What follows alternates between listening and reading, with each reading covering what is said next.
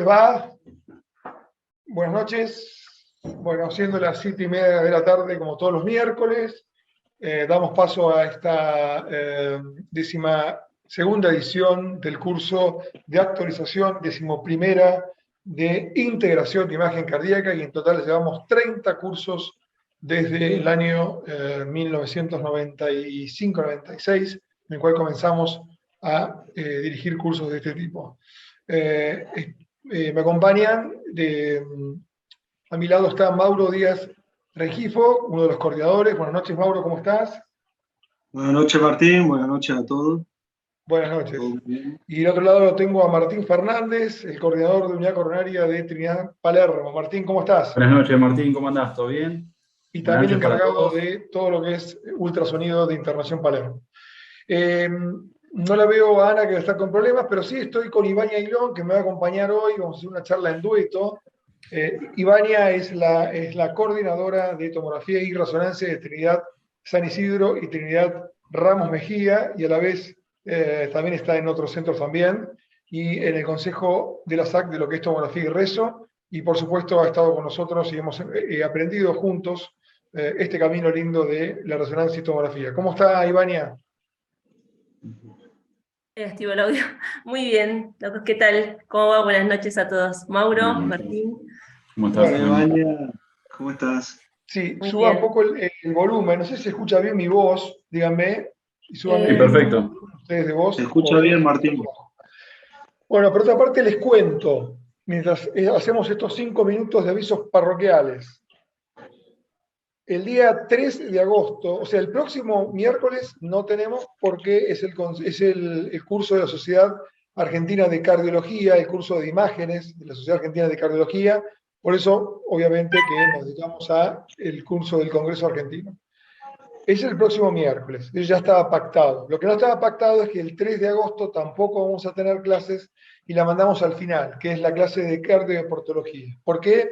Porque el doctor Lowenstein presenta en la Sociedad Médica Argentina su investigación y su libro que hizo con el doctor Trainini, entre otros autores, y que fue premiado en España recientemente, el libro Fulcro y torsión del miocardio helicoidal, que habla ni más ni menos que todo lo que tiene que ver con la fibra miocárdica. Una clase que yo se la reservé para dar en la parte presencial de nuestro curso, que por cuestiones de dominio público estamos viendo bien la fecha, además por la cuestión económica del país y la falta de precios, pero que es una clase que habíamos reservado para que la dé con nosotros, que es todo lo que tenga que ver con mecánica ventricular, trabajo cardíaco, torsión y fibra miocárdica, desde el punto de vista de la ecocardiografía y desde el punto de vista de la anatomía en sí. Es un trabajo que fue premiado en España, así que, bueno, obviamente queremos estar en la presentación del libro y en la clase inaugural en la AMA. Por eso es que les pedimos disculpas y pasamos la clase del 3 de agosto, la vamos a pasar. Acá está el doctor Jorge, nadie más que vos para hablar. ¿Qué vas a presentar el 3 de agosto en la Asociación Médica Argentina? Vamos a presentar el libro de Fulcro y torsión. Ayer lo presentamos en Avellaneda, en la Universidad de Avellaneda. Hubo muchísima gente y realmente fue una presentación hermosa. Vino un ingeniero de Madrid, un ingeniero naval que sabe mucho de hidráulica. Y bueno, estamos tratando de integrar, hacer algo interdisciplinario, transnacional, y bueno, creo que lo estamos logrando. Es un lindo proyecto, así que lo vamos a presentar en el AMA, ojalá puedan asistir a la presentación del libro. Por eso pasamos la clase del 3 de agosto, Jorge, la pasamos a la última, es decir, este curso virtual terminaba el 14 de septiembre, ahora va a terminar el 21 de septiembre. Bueno. Y esta clase, que vendría a ser la del 3 de agosto, que era de cardioportología, pasa al 21 de septiembre. O sea, no se corren las clases. La del 3 pasa al 21 de septiembre. Y por eso tenemos espacio y tiempo para ir a verte a vos.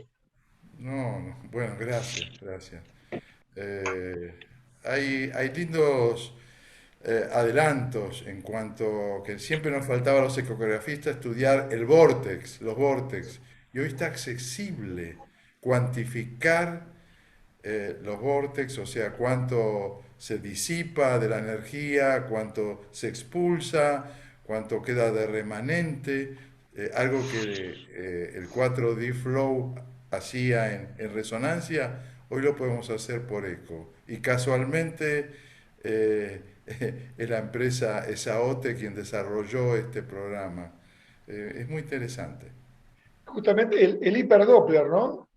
Se llama Hyperdoppler, un mal nombre, porque no se basa solo en Doppler, sino es un mix entre Doppler y Speckle Tracking. Pues si fuera solo Doppler sería ángulo dependiente, y no es ángulo dependiente.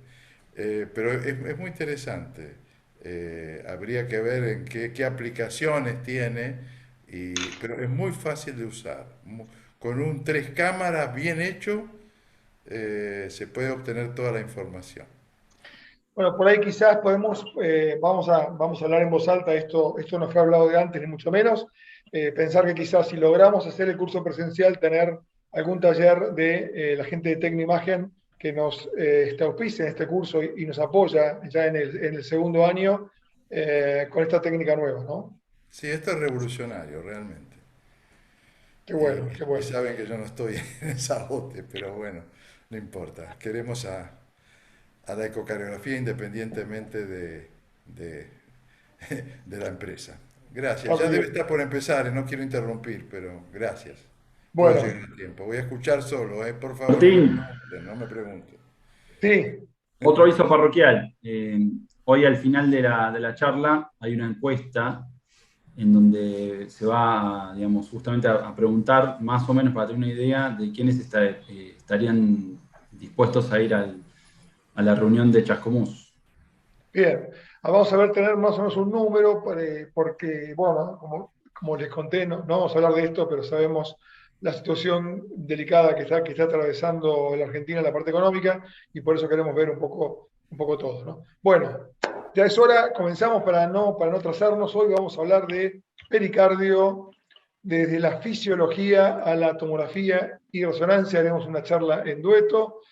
En realidad, más que en dueto, va a ser sucesiva. Arranco yo con fisiopatología del pericardio y luego la doctora Ivania Ailón nos dará tomografía y resonancia cardíaca. Bueno, comenzamos entonces.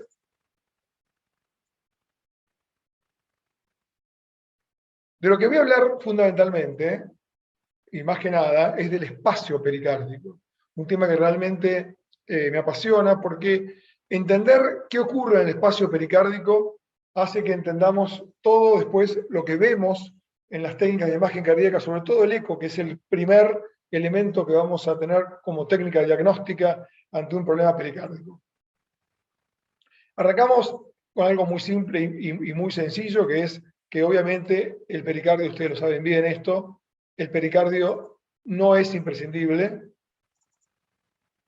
Sabemos esto, no es un secreto. ¿El pericardio para qué sirve? Bueno, si podemos vivir sin pericardio, vamos a ver a qué función tiene. Una es un ancla, ¿no? Es un ancla firme que tiene el corazón, está muy bien, perfecto. Segundo es que protege a los sarcómeros porque no se puede distender más de un 20%. Entonces tiene que ver con que el pericardio tiene poca elastina y mucho colágeno. Bueno, por eso vamos a ver por qué el derrame, digamos, agudo es mucho más importante que en términos de taponamiento que cuando se pone lentamente. O sea que solo se extiende entre un 15 y un 20%, ¿sí? Aunque luego se va adaptando y ese colágeno va siendo reemplazado y se va y aumentando y puede llegar a tener hasta 2 litros por lo menos alrededor del corazón. Pero bueno, en forma aguda solamente un 15-20%. Y esto protege a la fibra miocárdica.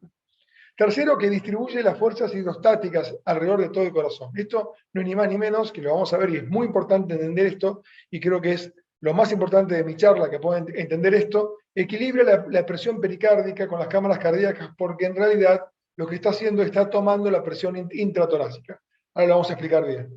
Y tercero, barrera contra infecciones. El tema tumores es muy relativo porque obviamente sabemos que hay metástasis que pasan rápidamente. Bueno, vamos a hacer la primera pregunta para situarnos a ver en qué sabemos del pericardio antes de empezar a hablar, que es cuánto mide el pericardio parietal y el visceral respectivamente. Y ahí le puse las preguntas para que vayan contestando, ¿sí? A ver si mide pericardio parietal 2 milímetros y pericardio visceral 0.5, o 1.5 y 0.5, o 1 milímetro y 1 milímetro, o 0.5 y 0.5, o 1 milímetro y el pericardio parietal y el visceral es invisible a los ojos de la humanidad. Ustedes saben bien que, en teoría, y lo que dicen todos los libros, siempre tenemos dos hojas pericárdicas. Por eso va mi pregunta. ¿Cuánto mide el pericardio parietal y cuánto el visceral? Bien, ustedes saben, las charlas y las clases nuestras no son clases, digamos, clásicas. Siempre buscamos algo diferente para comentar y para hablar. O sea que acá no les vamos a leer el libro, ni es una clase de pericardio típica, que está en todos los libros y está muy bien descrita en los libros de texto. No, vamos a ir por otro lado. Por eso preguntamos esto. Bien.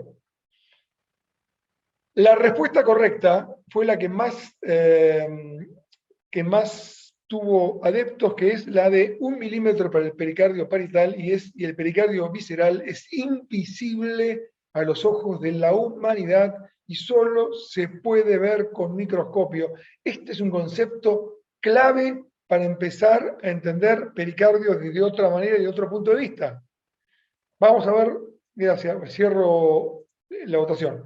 Veamos una imagen anatómica de un corazón verdadero y veamos qué pasa cuando yo abro el pericardio parietal. El pericardio visceral es ni más ni menos que lo que está por encima de la grasa que estamos viendo aquí y no se puede medir, no se puede ver y solamente se lo podemos pensar que está a través, que está un poco más brillante la grasa, pero en realidad es una capa celular, con lo cual es una serosa, con lo cual no es visible y no es medible, como el pericardio parietal, que es el que vemos aquí, que muestro las flechas, que sí mide 1 milímetro, no puede medir más de 1 milímetro en anatomía, aunque en técnicas de imagen llega a medir hasta 2 milímetros, pero tiene que ver con otra cosa, que le va a explicar sobre todo Ivania en rezo y tomo.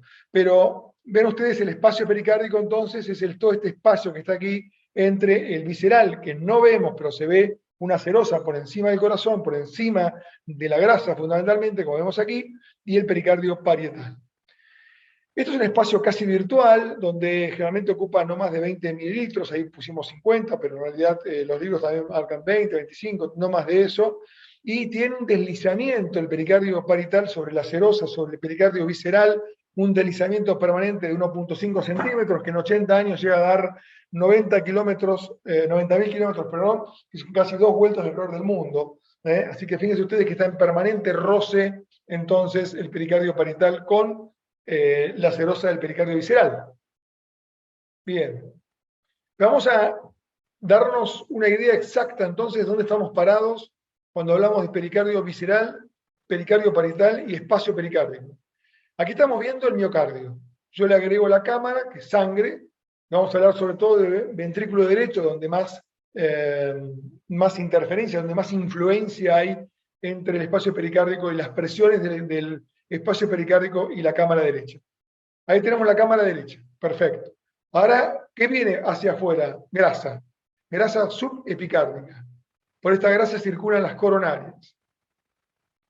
Por encima, exactamente por encima, una débil capa celular de serosa que es el pericardio visceral, que como les contamos, no se puede medir y está por encima de la grasa subepicárdica, que es lo que veíamos recién en anatomía.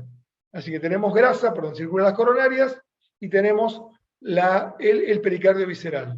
La grasa subepicárdica más el pericardio visceral es el epicardio. Después viene el espacio pericárdico, que acá yo lo hice un poco más grande, pero en realidad es un espacio virtual que si no hay líquido prácticamente está pegado, por lo menos pegado, pero no de forma permanente, sino porque se desliza, pero sí que está en contacto con el pericardio visceral. Por fuera del espacio pericárdico, ahí apareció el pericardio parietal. Entonces, para no confundirlos, por si acaso recién dije algo que los pueda confundir. Grasa, pericardio visceral,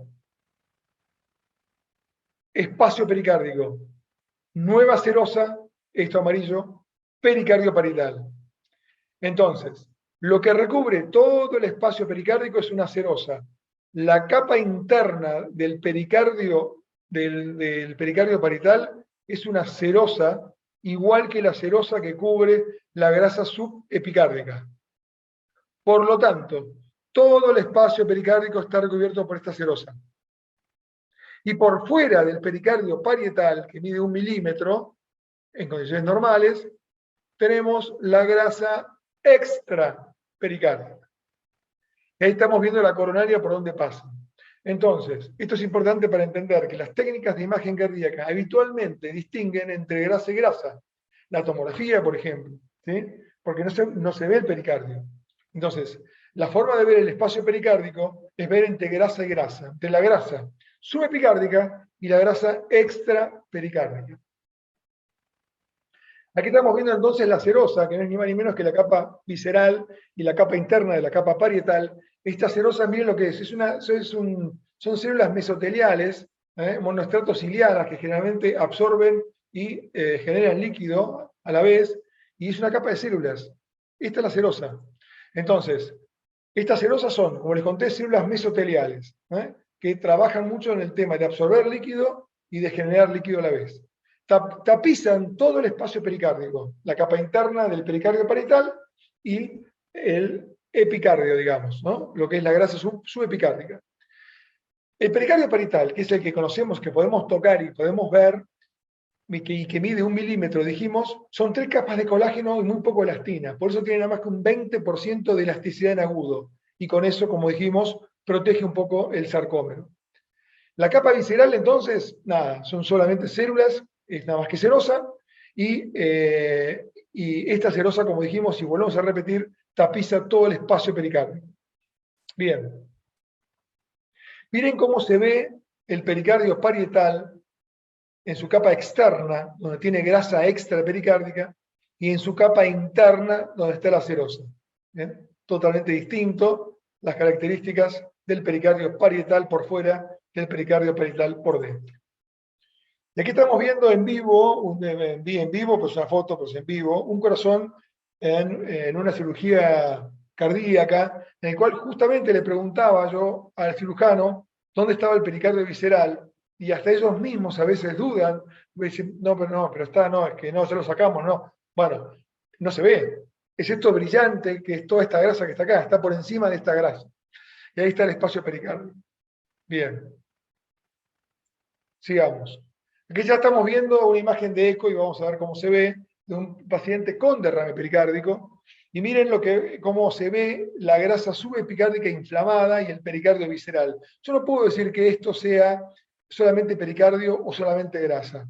Es el epicardio. El epicardio inflamado, y se ve así. Seguramente hay fibrina y hay restos inflamatorios de lo que a ustedes se les ocurra. Pero eso es epicardio inflamado, o sea, pericardio visceral más grasa subepicárdica. Después viene el espacio pericárdico ocupado por líquido, como vemos ahí, y después viene el pericardio parietal, que es lo que vemos aquí. Así lo vemos con eco y lo reconocemos siempre que hay un derrame pericárdico. Aquí estamos viendo un pericardio normal, ¿sí? De un pericardio con pericarditis aguda. Y miren ustedes el estado inflamatorio de todo lo que yo les decía, que es la capa externa del epicardio, de la grasa subepicárdica más el pericardio visceral, y a la vez también la inflamación que existe en el pericardio, la capa interna también. Miren qué liso que es esto. Esta serosa del pericardio parietal es totalmente lisa y la serosa de este pericardio parietal está totalmente inflamada, y ni hablar de la grasa subepicárdica y ni hablar de todo esto, ¿no? Bueno, esto es una pericarditis aguda que puede cursar, por supuesto, con y sin derrame. De esto no voy a hablar mucho porque voy a hablar Ibáñez, solamente para demostrarles que en resonancia, como les dije antes, siempre hay que buscar la grasa para situarse, porque se ve muy bien en esta secuencia de cine. Y cómo yo ubico la grasa, ubicando las coronarias. Entonces ubico la coronaria que está aquí, ubico que todo esto es grasa, y como en cine se ve blanco, entre blanco y blanco está el espacio pericárdico. Y esta línea corresponde a la interfase, no es la línea de pericardio. Esto es siempre confundible para los que arrancan a hacer este rezo. No es una línea de pericardio, sino que esto es el espacio pericárdico que está entre la grasa epicárdica y la grasa extraparietal. Ahí está el espacio pericárdico. En tomografía la grasa se ve negra, entonces tampoco se ve no se ve la pared, o sea, no se ve el pericardio parietal, lo que se ve es la grasa epicárdica, la grasa extra pericárdica, y el espacio se mide, y eso es entonces lo que miden. Por eso es que da 2-3 milímetros y no miden exactamente 1 milímetro, como en anatomía dijimos que medía menos de 1 milímetro el pericardio parietal. Así que siempre entre grasa y grasa, en la secuencia cine se ve blanco, para los que no hacen rezo, y en tomografía se ve negra la grasa, y buscar siempre la grasa. La grasa epicárdica es lo que nos va a dar donde pasan las coronarias, y lo que nos da la idea dónde está inmediatamente el espacio pericárdico. La tomografía lo va a mostrar Ibaña, no muestro nada más que para ver calcio. A mí lo que más me importa es que sepan que puede pasar que existan pericarditis y que existan constricción pericárdica o un pericardio efuso constrictivo sin calcio.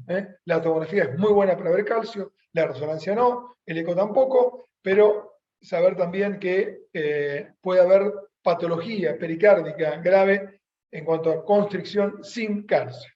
Pero antes de ir a eso, vamos a hablar del espacio pericárdico y ahora sí nos metemos en fisiología.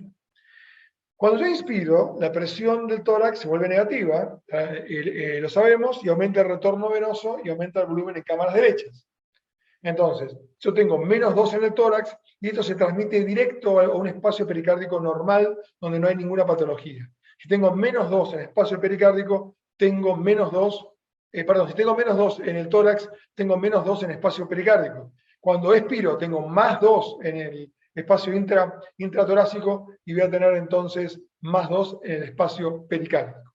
Así que, primer concepto, en condiciones normales, la presión intratorácica se transmite directamente al espacio pericárdico. Y ahí entonces empezamos a hablar de gradiente transpericárdico. ¿Qué significa esto? Cuando yo tengo en la cámara derecha 10 milímetros de mercurio, supongamos, yo voy a tener un gradiente entre la cámara y el espacio pericárdico. Si ese gradiente ocurre en inspiración, como tengo -2 en intratorácico, paso a tener -2 en el espacio pericárdico, el gradiente entonces es +12, porque +2 menos, ¿sí? -2, menos por menos es más, obviamente, el gradiente es 12 milímetros de mercurio. En inspiración, entonces, también tener un pericardio normal favorece la diástole y el llenado derecho. En expiración, al revés, yo tengo +2 intratorácico, tengo +2 en el espacio pericárdico y tengo 10 en la cámara, con lo cual +10 menos +2 voy a tener de gradiente 8 milímetros de mercurio, y esto también tiene que ver con que fisiológicamente se desfavorece el llenado derecho en expiración y mejora del lado izquierdo. ¿Por qué pasa esto más del lado derecho? Bueno, obviamente porque maneja presiones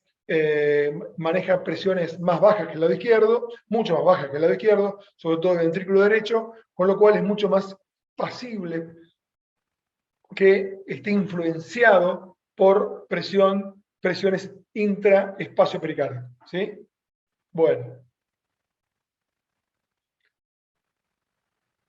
Se va entendiendo esto.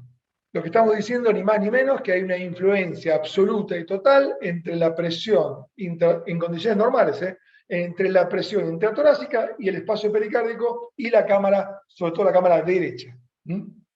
Y esto tiene mucho que ver con la diástole, con el llenado y el retorno venoso y con el llenado diastólico del ventrículo derecho. Bien. Ahora, ¿qué pasa cuando yo a este espacio pericárdico le pongo 200 mililitros, sabiendo que no podía tener más de 50 y que normalmente tiene entre 15 y 20 mililitros? Si yo le pongo 200 mililitros de golpe al espacio pericárdico, va a aumentar la presión y ya no va a seguir a la presión del tórax directamente, sino que va a tener su propia presión aumentada. En este caso tengo +6 milímetros de mercurio. O sea que el gradiente entre la cámara derecha y el espacio pericárdico va a estar disminuido, y entre 10 y +6 voy a tener 4 milímetros de gradiente, que no es un buen gradiente, con lo cual ya empieza a llenarse menos la cámara derecha. ¿Sí? Ahora, ¿qué pasa si yo sigo poniéndole líquido y le pongo medio litro? Al ponerle más líquido, sobre todo si en forma aguda, aumenta rápidamente la presión. No hay manera de que se distienda el pericardio parietal, en este caso, que es el que realmente se va a distender, con sus 3 capas de colágeno y muy poca elastina, o sea que no se va a extender mucho, pero lo que va a hacer aumentar la presión. Y va a aumentar la presión hasta llegar a tener la misma presión, igualar la presión que en la cámara derecha, con lo cual el gradiente va a ser 0. Y ahí estoy en problemas, porque entonces, en ese momento, en el momento que tengo gradiente 0, no se va a llenar el ventrículo. O lo que es peor, si tengo 20 de gradiente en el espacio pericárdico y 15 en la cámara, tengo un gradiente inverso, y en ese momento del ciclo cardíaco, en el momento exacto que tengo gradiente inverso, va a colapsar la aurícula derecha y va a colapsar el ventrículo derecho. Siempre y cuando tenga gradiente inverso entre el espacio pericárdico y la aurícula derecha y entre el espacio pericárdico y el ventrículo derecho. Y ahí tengo, como ven, un colapso de ventrículo o de aurícula. ¿En qué momento ocurre el colapso durante el ciclo cardíaco? Bueno, si en casos severísimos, obviamente que ocurre casi todo el ciclo y estamos hablando de inminente muerte.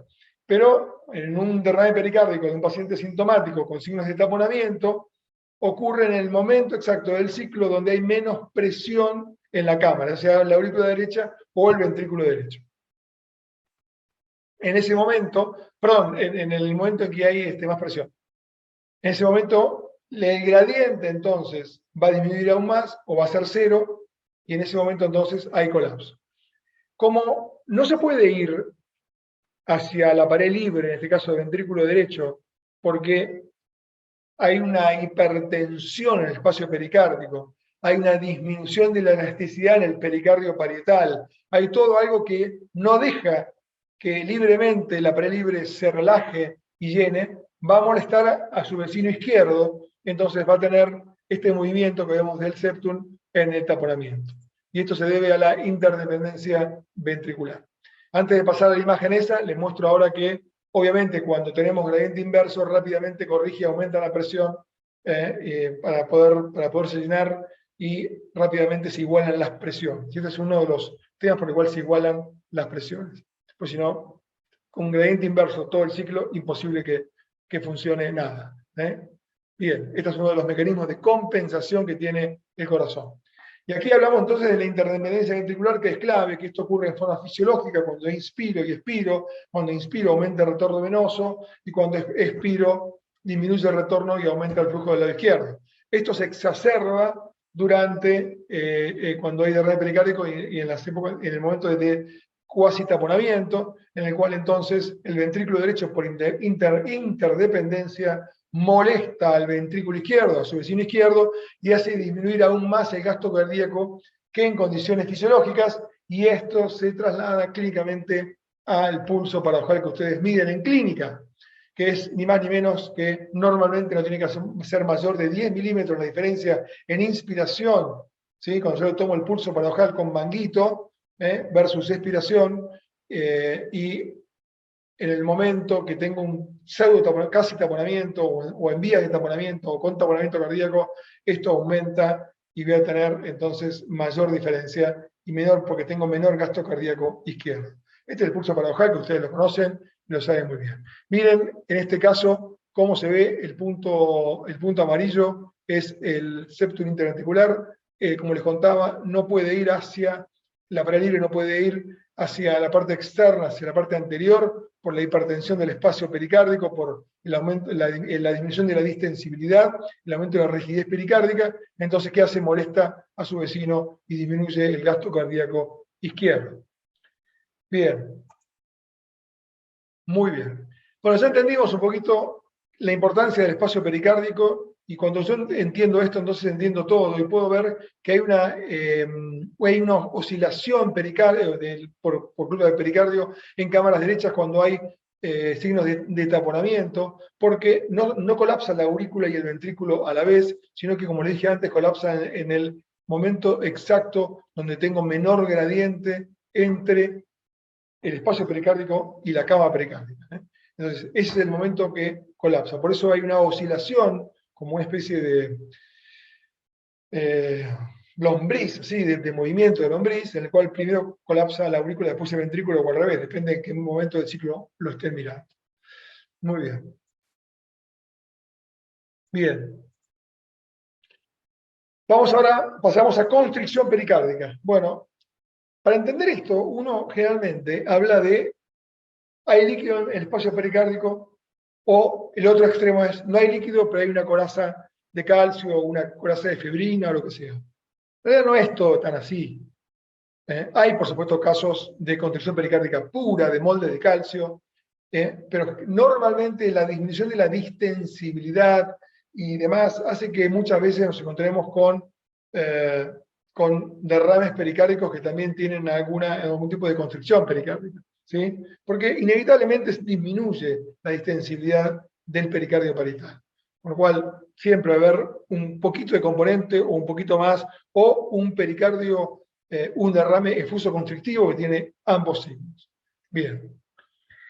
Para entender la constricción pericárdica también hay que volver al concepto de interdependencia ventricular, como vimos recién, por un lado, ¿sí? Por otro lado, la constricción pericárdica es un evento clínico que muchas veces se le escapa al clínico, se le escapa al ecocardiografista, se le escapa a Dios y a María Santísima, cuando no hay calcio alrededor del corazón. Cuando hay calcio es fácil. Cuando hay calcio en la placa de tórax, se ve calcio, hay signos derechos, listo, no hay más nada que hablar. El problema es cuando no hay calcio. Ahí, y lo he visto, a pacientes pasar durante mucho tiempo en consultorios diferentes, porque es difícil el diagnóstico de la pericarditis sin calcio inelástica, en el cual hay muy poquito derrame o nada de derrame y hay muchos signos derechos. Entonces hay que pensar en pericardio cuando hay signos derechos que no tienen explicación. Vamos. Acá estamos viendo cirugías de disección pericárdica, de extracción del pericardio por constricción pericárdica, en cual, si alguno de ustedes han estado en una cirugía viendo esto, realmente son cirugías que no les gusta al cirujano, son complicadas, tienen un posoperatorio no tan fácil, despegar el pericardio pegoteado y pegado a todo lo que es el epicardio, o sea, despegar el pericardio parietal del epicardio, es una cirugía no tan simple, no tan sencilla. El doctor Ricardo Obregón alguna vez me dio este molde de calcio para demostrarles cuando existe un molde de calcio puro en el extremo de la constricción pericárdica, y este es fácil diagnóstico, como les dije, porque esto no hace falta una tomografía 3D para darse cuenta. Una placa de tórax ya la van a encontrar, como vemos aquí, en esta placa en la cual se ve calcio en una placa de tórax común. Ahí es fácil. Y en cuanto a la fisiología, en este caso puntual, no hay movimiento, estamos hablando de un pericardio absolutamente rígido, un molde de calcio. Cuando ingresa la sangre en la cámara derecha, no puede ni siquiera moverse por el molde de calcio, con lo cual aumenta rápidamente la presión en la aurícula derecha y en la vena acá inferior, por eso el signo de Kuhn-Maul venoso, en este caso con la ingurgitación yugular que no mejora con inspiración, y no va hacia el lado, hacia afuera, hacia la paralibre, sino que por interdependencia ventricular otra vez molesta al ventrículo derecho. Pero lo hace en protodiástole, con un movimiento de látigo muy característico de la constricción pericárdica, como vemos en este caso puntual acá, como estamos viendo aquí, en el cual, como aumenta, cuando se llena el ventrículo derecho, aumenta rápidamente la presión y ese látigo, ¿sí? Y se frena inclusive muchas veces el volumen que entra, depende de la constricción, pero ese látigo que estamos viendo ahí, ese bamboleo septal, látigo septal, este movimiento en proto-mesodiástole es característico entonces de la constricción pericárdica. Lo otro que es característico, que no está en los libros de texto, y que se lo muestro aquí con zoom, es la falta de deslizamiento entre la pared de la aurícula derecha, lo que sería el epicardio de la aurícula derecha y el pericardio parietal aquí. Esta falta de deslizamiento que hay habla de pegoteamiento. Ustedes mañana, cuando hagan un ecocardio normal, fíjense que hay movimiento de deslizamiento entre la pared de la aurícula derecha y el pericardio parietal. Existe un movimiento de deslizamiento. Cuando no existe ese movimiento y hay síntomas derechos y un bamboleo como este, obviamente más el flujo de llenado restrictivo del lado derecho y todo lo que ustedes conocen, con bajo gasto cardíaco izquierdo, entonces seguramente estamos ante probablemente una constricción. Aquí vemos una constricción por resonancia en cine y el movimiento del látigo, mientras estamos viendo el signo de Kussmaul, no hay disminución de las yugulares en inspiración, y la comparación con eco, para que veamos que es lo mismo, este bamboleo, este látigo en constricción pericárdica, en rezo y en eco. Bueno, aquí vemos la diferencia entonces en cómo se mueve el septum, por ejemplo, en constricción pericárdica y en taponamiento pericárdico. El movimiento del látigo es típico del pericardio constrictivo y el movimiento paradojal del septum que se mueve, se desplaza totalmente hacia la izquierda en toda la diástole, es más típico de el taponamiento. En ambos casos todo esto ocurre por interdependencia ventricular. Lo que le ocurre a un ventrículo, ¿sí?, termina molestando al otro. Si es que no puede ir hacia afuera, va a ir hacia la medianera, que es el septum interventricular. Y esto es lo más importante que quiero contarles. El 20% de los pacientes que tienen constricción pericárdica no tienen engrosamiento en técnica de imagen, no tienen derrame, no tienen calcio y no se puede ver por técnicas de imagen. Estos son los pacientes que les dije que son muy de difícil diagnóstico y que hay que intuir, pensar, imaginar, que cuando un paciente tiene signos derechos de origen no claro y va de consultorio en consultorio sin saber qué tiene, con hígado grande y edemas y un poco de asitis o mucha asitis, pensar en pericardio aunque no haya ni el más mínimo signo de derrame ni calcio en pericardio. Vamos a ver casos como este que estamos viendo aquí. Miren ustedes el espacio pericárdico ocupado, con ustedes aquí, y en inspiración saltó el diagnóstico. Cuando le hago inspirar a la paciente, miren lo que le pasa al septum interventricular. Obviamente, como hay constricción pericárdica alrededor de todo el corazón, no puede ir hacia la pared libre, el BD, y molesta el ventrículo izquierdo. Y ahí se ve muy bien en modo M, se ve muy claro. Miren cómo se ve en inspiración. También es muy importante. Pero vamos a mostrarles el caso entonces. Esta es una paciente de unos 30 años aproximadamente, que cursa 8 semanas de embarazo y que por disnea nos consulta y le encontramos esto que estamos viendo aquí. Es decir, vamos para atrás para que ustedes vean, le encontramos este espacio pericárdico ocupado. ¿Ven? Ahí está el epicardio, aquí el pericardio parietal. Todo esto está ocupado por una, no sé, parece ser una sustancia densa, hiperdensa, hiperacústica. No parece líquido que se mueva, no, parece más algo inflamatorio y difuso. Miren cómo se ve el bamboleo septal, cómo se ve la falta de deslizamiento, aquí, por ejemplo, y el espacio pericárdico también ocupado aquí. Aquí también se ve el espacio pericárdico ocupado por esta, no sé qué llamarlo, la paciente solamente cursando 8 semanas de embarazo y sin absolutamente ningún otro antecedente de nada. La pregunta es, ¿usted qué haría?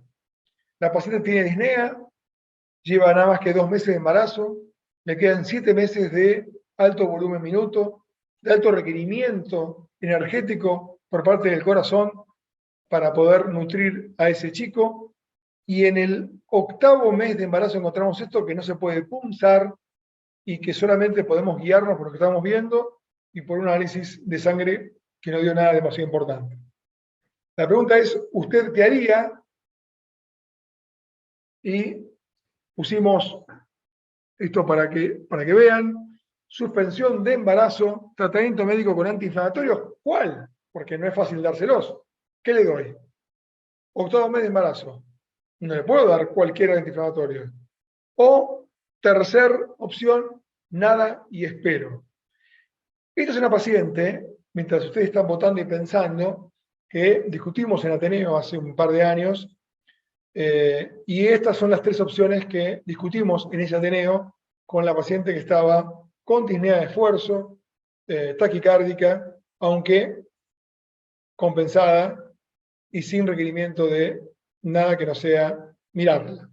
En ese momento nos pusimos a pensar y hubo varias teorías, entre ellas suspender el embarazo porque no iba a poder soportar esto. El otro, tratamiento médico, ¿con qué?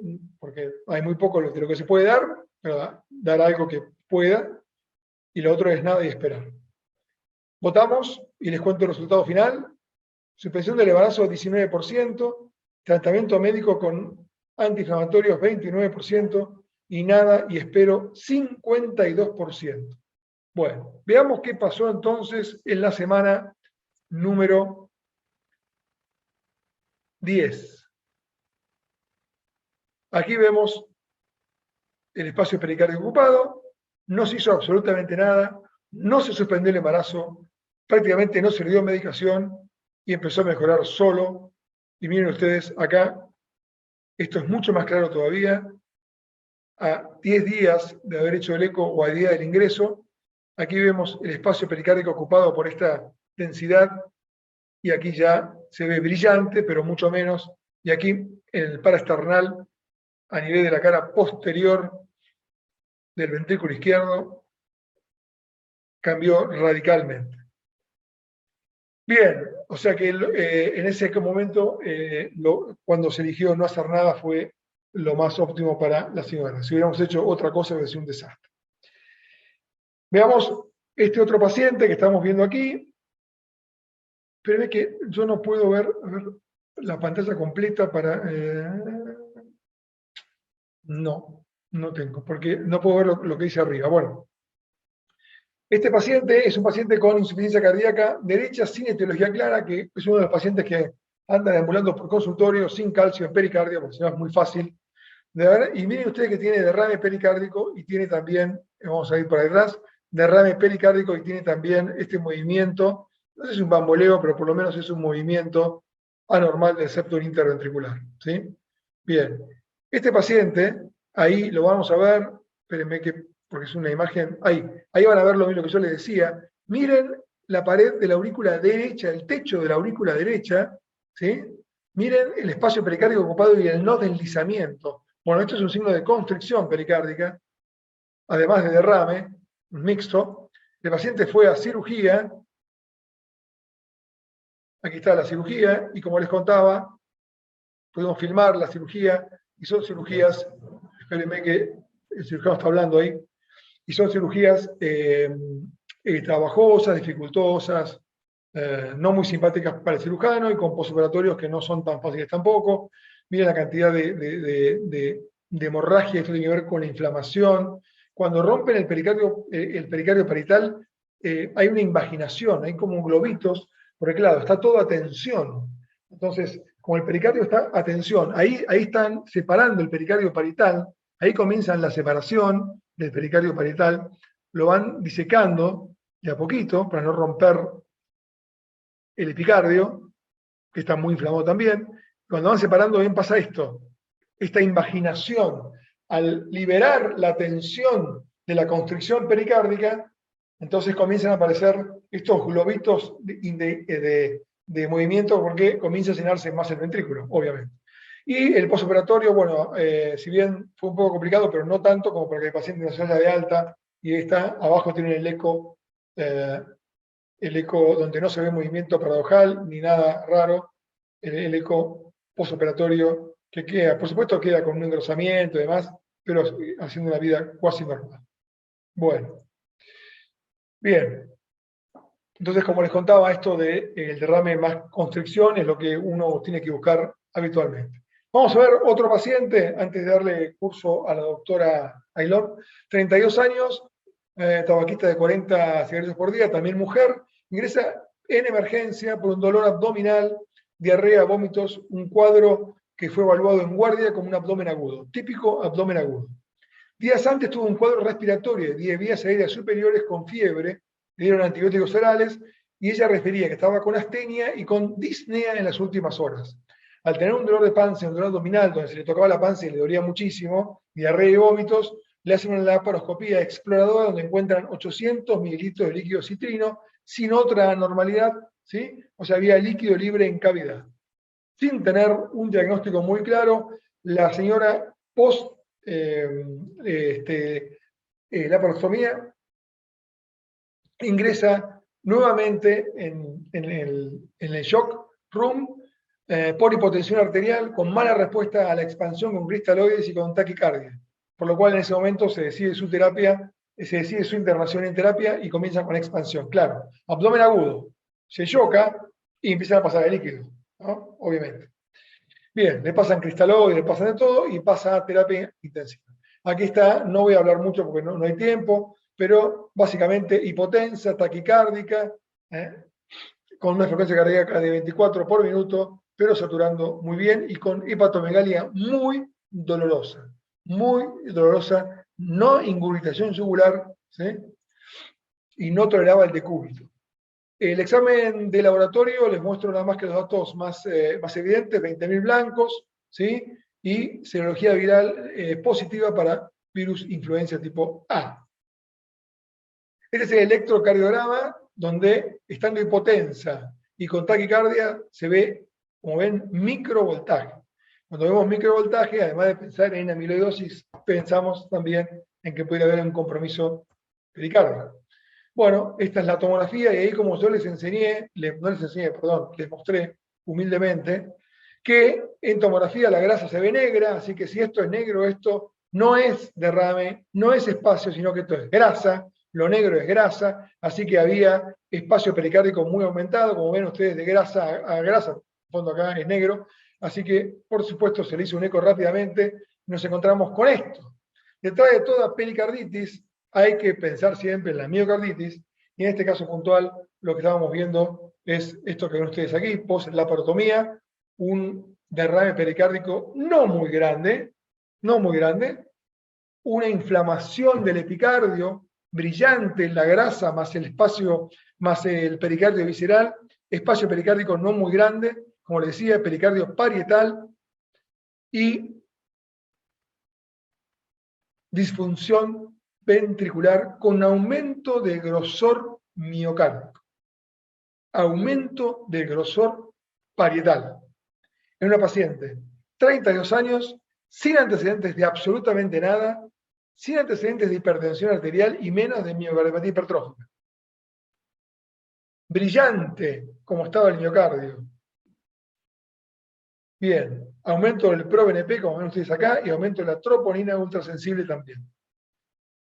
También había un aumento de la variación respiratoria mitral en expiración, y eso implica, obviamente, en la fase respiratoria, y eso implica menor gasto cardíaco y mayor y exacerbación de la condición fisiológica de menor gasto cardíaco izquierdo y mayor derecho en inspiración. Bueno, la onda S nos daba 6 centímetros por segundo, vamos rápido porque no hay mucho tiempo. La cuestión es que se coloca un Swan-Ganz y se ve que tiene una wedge de 23, una PVC de 9 y un índice cardíaco de 1.6, más para shock miocárdico cardiogénico que para taponamiento, ¿no? Bien. Siguen los días y a las 36 horas de ingreso se pone peor la cosa, más brillante, menor volumen, menor diástole, ya estaba respirada la paciente en shock cardiogénico y la cosa se pone peor, más derrame pericárdico, todo peor, estamos en un shock cardiogénico. La paciente se comienza a pensar en ponerla en plan de trasplante. Aquí tenemos el eco de shock, ven ustedes que tenemos un poco más de derrame. Aquí tenemos el engrosamiento difuso del epicardio brillante, inflamado, muy inflamado. Aquí el pericardio parietal, el espacio pericárdico, los signos de colapso oscilante, como les conté antes, de acuerdo al gradiente transpericárdico en cada cámara. La variación respiratoria mitral ya del 37%, miren ustedes la diferencia, esto implicaba mayor compromiso, o sea, todo peor. Todo mucho peor. Ahí el Swan-Ganz ya daba presiones igualadas, la PVC de la wedge, con lo cual ya estábamos hace 36 horas en un shock cardíaco y ahora estamos en un típico taponamiento, con presiones igualadas. Se decide una ventana pleuropericárdica de urgencia, donde se sacan un líquido pericárdico de 350 a 400 mililitros, líquido pleural de 200 mililitros, o sea, tenía una serositis, tenía tanto derrame pleural como derrame pericárdico, y hay una franca mejoría hemodinámica con disminución progresiva de la medicación inotrópica. O sea que, además de la miocarditis que se estaba resolviendo, lo que la estaba molestando era también el tema de ese derrame pericárdico, que si bien no era severo por eco, pero sí que tenía un aumento de presión intrapericárdica muy importante. La paciente, además de todo eso, y al quinto día de internación, hace una hemodinamia de sepsis, y lo que tenía es hizo una neumonía intrahospitalaria, y empezó con antibióticos, y llegó a tener un Swan-Ganz de sepsis. O sea que, fíjense ustedes, pasamos fue tratada por un cirujano cuando ingresa, y por un terapista, luego por un cardiólogo. Pasó de un shock cardiológico a un taponamiento cardíaco típico, y después una sepsis por neumonía intrahospitalaria. O sea, tuvo 3 shocks en menos de 5 días. ¿Qué pasó el día 12 de internación? Votamos mejoría global, progresión de la enfermedad, disfunción ventricular izquierda, pericarditis constrictiva de difícil manejo actual y termina en óbito. Bueno, votemos. Es un caso muy interesante. Vamos votando. Chica de 32 años, sin antecedentes aparentes. Vamos votando, Ethel. Mostramos entonces mejoría global. A ver, ahí se me fue. Lo podemos poner de vuelta. Pero mejoría global era la mitad y la otra mitad era progresión de la enfermedad. Bueno, ahí está. Sí, no, mejoría global 47, progresión de la enfermedad 36 y óbito 17, con lo cual estamos en un casi 50 y 50 de que le fue muy bien y que le fue muy mal. Bueno, veamos qué le pasó. Día 12 de internación, pasa a piso, sala general. La señora resuelve la miocarditis, resuelve la constricción pericárdica, resuelve el taponamiento, resuelve todo. Y la neumonía. Y la neumonía. Pasa a tener una fracción de eyección del 65%, mejora la onda S que pasó de 6 a 10 centímetros por segundo, mejora todos los índices diastólicos, y aquí el final, con el día 1 de guardia, cuando ingresa por guardia, el día 3 en terapia intensiva y el día 12 en piso. Y todo por sacarle, en el momento que le sacamos líquido y le disminuimos la presión intrapericárdica, mejoró el llenado y mejoró también su miocarditis, porque no hay duda que tenía miocarditis. Y también mejoró el espesor parietal, que ingresa con espesor parietal aumentado el día 1, esto por miocarditis, inflamación miocárdica, y el día 12 termina con espesor parietal prácticamente normal. Esto es, señores, edema por miocarditis, doctores y doctoras. Bueno, terminamos y damos espacio entonces a Ibáñez diciendo que el análisis del líquido mostró un exudado no complicado, no bacteriano, y que la biopsia, porque se hizo la ventana pleopericárdica, lo que mostró era que existía tejido rígido y crónico, y que esta paciente aparentemente en un estado gripal de hacía muchos años había tenido ya algún grado de constricción o de pericarditis, que le dejó un pericardio más rígido, y que un poco de líquido hizo un desastre más una miocarditis. O sea que tener de vuelta, evidentemente, tiene una facilidad para hacer miopericarditis ante un cuadro viral, volvió a ser un cuadro viral, porque lo que nos mostraba la biopsia es que el tejido era rígido y crónico y había poco tejido inflamatorio. No había tanto tejido ni tantos vasos de neoformación como si fuera algo muy agudo. Bueno, Ibáñez, la dejo a usted. Ahí se ve, ¿no? Sí, acá me preguntan si mejoró los voltajes. Sí, perdón, no lo mostré. Mejoró los voltajes, por supuesto. La mejoría de los voltajes puede ser obviamente por el derrame pericárdico, y también puede ser por el mismo edema. Ese edema del miocardio no es fácil de ver, pero búsquenlo porque se ve. Se ve engrosamiento difuso y brillante. Ibáñez, perdón. Vamos. Sí.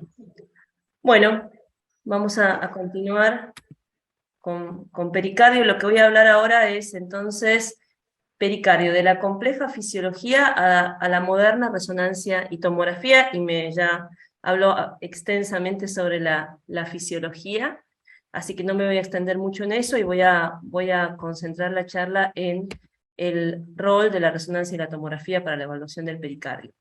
Bueno, tengo tres partes, más que nada en la charla. Uno es anatomía del pericardio, que no me voy a detener mucho, pero más que nada para hacer una correlación con las imágenes. La caracterización tisular del pericardio por resonancia y tomografía, y más que nada, como es un curso de aplicación clínica de la imagen cardíaca, las indicaciones de la resonancia en los síndromes pericárdicos. Ya se habló extensamente de lo que es la anatomía del pericardio y cómo podemos identificar las distintas capas del pericardio con los métodos de imagen. Más que nada quiero destacar la importancia, como lo dijo el doctor Lombardero, de la grasa, tanto epicárdica como la grasa mediastinal, entre las cuales vamos a encontrar tanto el pericardio seroso como el pericardio parietal o fibroso, y esta va a ser la correlación con resonancia. Esto es un estudio normal en donde vemos las dos grasas, tanto la grasa epicárdica que rodea la pared lateral del ventrículo derecho, en donde va a estar embebida las coronarias, esta es la coronaria derecha, ¿sí? Y por fuera va a estar la grasa mediastinal. Hay una línea muy fina acá, ¿sí? Que no sé si la logran ver, que es un poquito más hipointensa, ¿sí? Que es la que se desliza o se mueve junto con la grasa epicárdica, que va a ser el pericardio parietal. A diferencia del pericardio seroso, que como bien dijo el doctor, es una capa que solamente se ve a través del microscopio, porque es una capa de células, el pericardio fibroso sí se puede ver, el pericardio parietal sí se puede ver, y en el caso de la resonancia y la tomografía, y especialmente en la resonancia, el espesor está magnificado por un efecto, un artificio químico, que en resonancia es debido al cambio de tejido, es decir, tenemos un tejido o dos tejidos grasos y un tejido en el medio que es el tejido fibroso del pericardio parietal. Ese cambio de distinto tejido hace que haya un artificio químico que magnifica la señal, acá se ve un poquito mejor la línea del pericardio parietal, ¿sí? Que se ve más negro o hipointenso, magnifica la señal, se ve más negro y por ende también magnifica el grosor. Por lo tanto, el espesor normal en resonancia de un pericardio parietal va a ser de 2 milímetros y no de 1 como lo muestran los estudios anatomopatológicos. Más que nada por esto, porque hay un artificio químico que magnifica esa señal y hace que se vea más grueso, ¿sí? Entonces, este es el pericardio normal, y acá vamos a ver cómo se pueden identificar mejor incluso las estructuras cuando tenemos presencia de derrame pericárdico, y obviamente cuando hay engrosamiento pericárdico. Nuevamente, esto es un paciente con una pericarditis efuso-constrictiva, y vamos a identificar la grasa epicárdica que rodea principalmente el ventrículo derecho, hay más grasa del lado derecho que del izquierdo, la coronaria está embebida en esa grasa epicárdica, vamos a tener esta línea hipodensa que va a ser el lugar anatómico donde va a estar el pericardio visceral, pero nuevamente está magnificado por el artificio químico, por fuera vamos a tener derrame pericárdico, y por fuera de esto sí esta línea hipointensa más gruesa, que va a ser el pericardio parietal, que sí lo vamos a ver, y es ahí donde sí vamos a medir ese pericardio. Y por fuera de ese pericardio parietal, la grasa mediastinal, ¿sí? Entonces vean cómo podemos identificar todas las estructuras del pericardio solamente en esta secuencia de cine.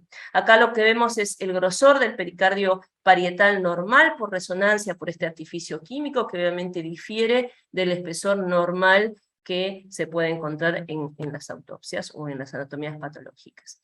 Entonces, esto es un protocolo de estudio de un paciente que tiene una patología o un síndrome pericárdico. Vean que es un protocolo en resonancia extenso, donde no solamente hacemos secuencias funcionales de cine, sino también secuencias de caracterización tisular para poder diferenciar lo que es grasa de líquido pericárdico y caracterizar el líquido pericárdico, sino también secuencias para ver si hay o no inflamación del pericardio parietal, y también secuencias para evaluar la fisiología constrictiva. Entonces, este es un paciente normal, donde no tenemos engrosamiento pericárdico, no hay derrame, no hay inflamación pericárdica, y vemos la secuencia de cine, que vemos las dos grasas, epicárdica y mediastinal, el pericardio parietal fino, entre ambas grasas, prácticamente no tenemos líquido pericárdico porque tenemos la adhesión del pericardio seroso con el pericardio parietal y una cavidad obviamente virtual. Vemos en la secuencia T1, en donde lo que más vamos a identificar en la secuencia T1 va a ser la grasa, ambas grasas en este caso, la grasa epicárdica y la grasa mediastinal, y en el medio una fina línea que va a ser el pericardio parietal, ¿sí? Y el pericardio visceral adheridos, ¿verdad? Porque no tenemos líquido pericárdico. En la secuencia T2-STIR, principalmente lo que vamos a tratar de identificar es si hay presencia de derrame pericárdico. Recordemos que en la secuencia T2 el líquido se ve blanco, en la secuencia T1 la grasa se ve blanca o hiperintensa. Vemos que no hay líquido pericárdico, como ya lo veíamos en la secuencia de cine y en la secuencia T1. Y la secuencia de realce tardío lo que más nos va a permitir ver es si hay o no inflamación pericárdica, y vemos que acá el pericardio parietal, esa línea gris, en este caso o isointensa, no brilla, no retiene contraste y por ende no hay inflamación. Entonces, el aporte del realce tardío es básicamente eso. El aporte más importante es eso, poder identificar la inflamación del pericardio parietal. Este es un caso normal en donde vemos que no hay retención pericárdica de contraste en la secuencia de realce tardío y por ende no hay inflamación pericárdica, a diferencia de este paciente, en donde vemos que hay una retención intensa de contraste, un halo hiperintenso blanco que rodea todo el corazón, que es compatible con inflamación pericárdica. Y podemos diferenciar casos de mucha inflamación pericárdica con casos de escasa inflamación pericárdica. Vean cómo ese grosor del pericardio parietal inflamado que retiene contraste es mucho menor a este caso, ¿sí? Que tiene más inflamación pericárdica, y también identificar dentro de esa inflamación pericárdica derrame pericárdico, como lo vemos en este caso, ¿sí? El aporte de la resonancia no solamente va a ser caracterizar o evidenciar inflamación del pericardio, sino también inflamación del miocardio, y poder identificar miopericarditis, por ejemplo, en el caso de una retención subepicárdica, como en este caso, que además de retención epicárdica, o sea, pericarditis, tiene una retención subepicárdica intramiocárdica compatible con miocarditis. Ya he sabido la correlación de estudios anatomopatológicos del realce tardío con la inflamación pericárdica en pacientes sometidos a pericardiectomía, como en este estudio, ¿sí? Vemos que los pacientes que tenían más signos de inflamación en la anatomía patológica tenían más realce tardío en la resonancia. Y eso se correlacionaba con todos los marcadores de inflamación activa, ya sea cantidad de fibroblastos, tejido de granulación, neovascularización, inflamación crónica, con mayor realce tardío en la resonancia. Ahora bien, caracterizamos el derrame, la grasa, caracterizamos la inflamación pericárdica, también podemos evaluar la presencia o no de fisiología constrictiva. Esto ya lo habló extensamente el doctor. Básicamente en la resonancia lo que vamos a buscar es, en resonancia podemos hacer dos tipos de secuencias funcionales para evaluar fisiología constrictiva. Una, la secuencia de cine, que se hace en apnea expiratoria, o sea, el paciente no está respirando como todo el resto de las adquisiciones, y la otra es con el paciente respirando, que es una secuencia en cine en tiempo real, ¿sí? Entonces, en la secuencia en apnea expiratoria lo que vamos a buscar es el rebote septal protodiastólico, es la desviación del septum interventricular hacia el ventrículo izquierdo, esto por el aumento de la interdependencia interventricular, por la disminución del gradiente transpericárdico, y también la muesca septal telediastólica, la desviación del septum hacia la derecha, por disminución de la distensibilidad de la pared lateral del ventrículo izquierdo. Esto en apnea expiratoria. Y en inspiración, o sea, con el paciente respirando, lo que vamos a buscar es la magnificación de esa desviación del septum interventricular hacia el ventrículo izquierdo con la inspiración. Entonces, ¿cómo lo vamos a ver en las secuencias? Estos son cines en apnea expiratoria con el paciente sin respirar, y estos son cines en tiempo real con el paciente respirando. Fíjense que la resolución espacial disminuye a expensas de aumento de la resolución temporal, porque el paciente justamente está respirando. Miren cómo se mueve el diafragma. Entonces acá vemos el rebote septal protodiastólico, ¿sí? Estos son dos pacientes distintos, un paciente con menos compromiso y un paciente con mayor compromiso. Fíjense cómo se deforma la pared lateral del ventrículo izquierdo por un pericardio claramente engrosado adyacente a esa pared, y vean cómo tenemos el movimiento anormal, el rebote septal protodiastólico hacia el ventrículo izquierdo.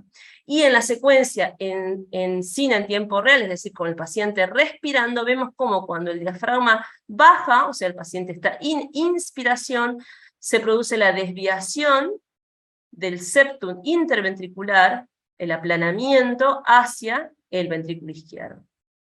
Es un signo específico, altamente específico de fisiología constrictiva. Entonces, en todas las secuencias, en este caso esto es un paciente con pericarditis constrictiva que tenía pericardio engrosado, tenía derrame pericárdico y inflamación pericárdica, y como vemos en la secuencia de cine en apnea expiratoria, la desviación o el rebote protodiastólico septal, ¿sí? En la secuencia T1 vemos que tiene un engrosamiento del pericardio parietal, que es compatible con, en la secuencia T2, edema en ese pericardio, ¿sí?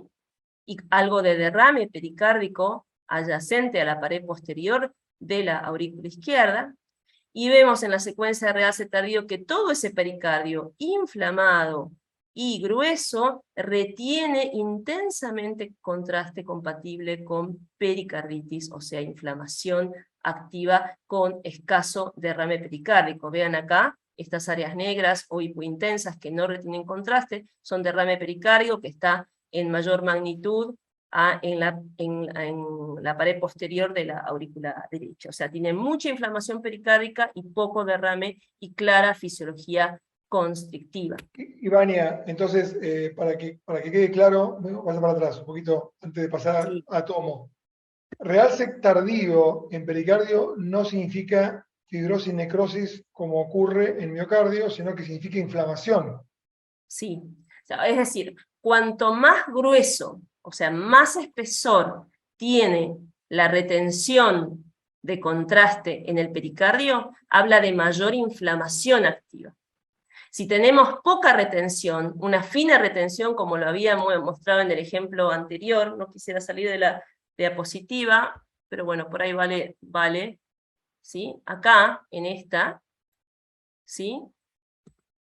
Este es un caso, por ejemplo, de poca inflamación. Nosotros medimos el espesor, y en general un espesor de más de 3 habla de inflamación significativa, y componente más que nada activo y agudo de inflamación. En cambio, un espesor de menos de 3, o nada directamente de retención de contraste, habla de inflamación crónica y no activa. ¿Sí? Claro, por eso, al revés del miocardio, el realce en pericardio habla de algo agudo, el realce en miocardio habla de algo más crónico o subagudo, que es necrosis, ¿no? Sí, en realidad el concepto es parecido, porque en el miocardio el realce, un realce solamente positivo sin tener secuencia de T2, puede ser o necrosis o fibrosis, porque ambos dos, tanto la necrosis como la fibrosis, retienen contraste.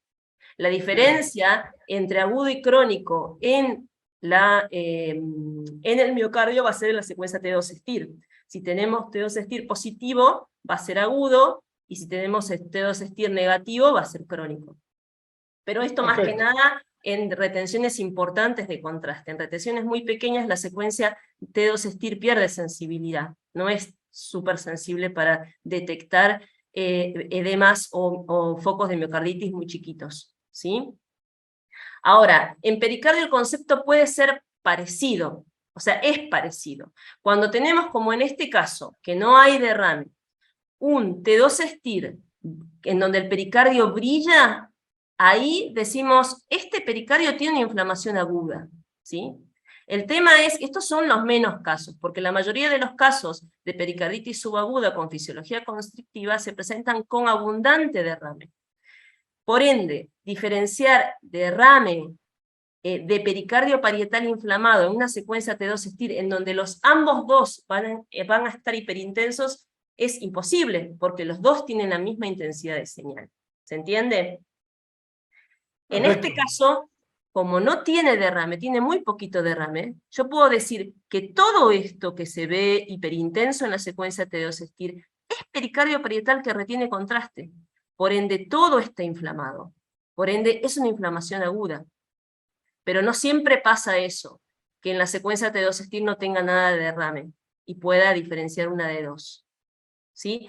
Que en realidad más me va a permitir diferenciarlo es la secuencia de realce tardío. ¿Por qué? Porque en la secuencia de realce tardío el líquido pericárdico no retiene contraste, por más que esté inflamado, obviamente, porque no tiene digamos, no es un tejido, es líquido, ¿sí? Como lo vemos acá. Acá se ve claro, no sé si lo llegan a ver.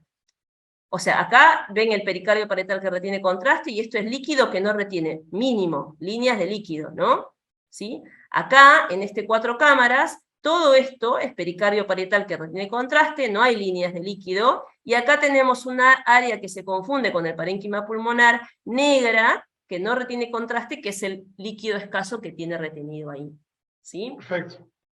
Pero bueno, como concepto, cuanto más grosor es la retención de realce en la secuencia de la retención de contraste, perdón, del pericardio en la secuencia de realce tardío, más inflamación activa tengo y más oportunidad de tratar esa inflamación. Cuanto más finito es más inflamación crónica. Probablemente la paciente última que presentó tenía eso si le hacíamos una resonancia. Seguro. ¿Se entiende? Un pericardio, cuando mejoró, no en la etapa aguda, cuando le hicieron incluso la anatomía patológica, un pericardio que no retenía tanto contraste, porque tenía más fibrosis crónica que aguda. Estaba rígido, pero no tenía inflamación activa. Lo que tenía más inflamación activa era el miocardio. ¿Sí? Bien, vamos a tomografía. ¿Cómo vemos un pericardio normal en una tomografía? ¿Sí? Nuevamente, la grasa también ayuda en la tomografía. ¿Sí? Tenemos grasa epicárdica, grasa mediastinal, y en el medio vamos a tener el pericardio seroso y el pericardio parietal, que es el que vamos a ver y el que vamos a medir. Vean acá, no sé si lo llegan a ver, tenemos la grasa mediastinal acá, y esta línea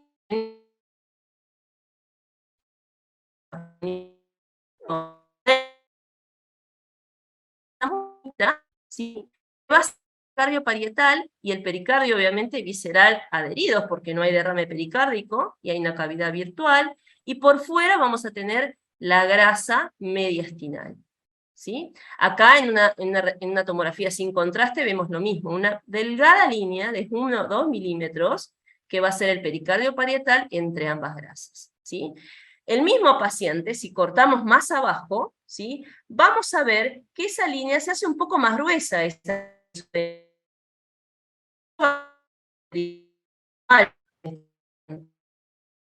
Obviamente, la densidad del líquido es el mismo que la densidad del pericardio parietal, no voy a poder diferenciar líquido de pericardio parietal. Pero acá, como sé que no hay líquido, porque tenemos grasa y grasa, sí. ¿Se entiende?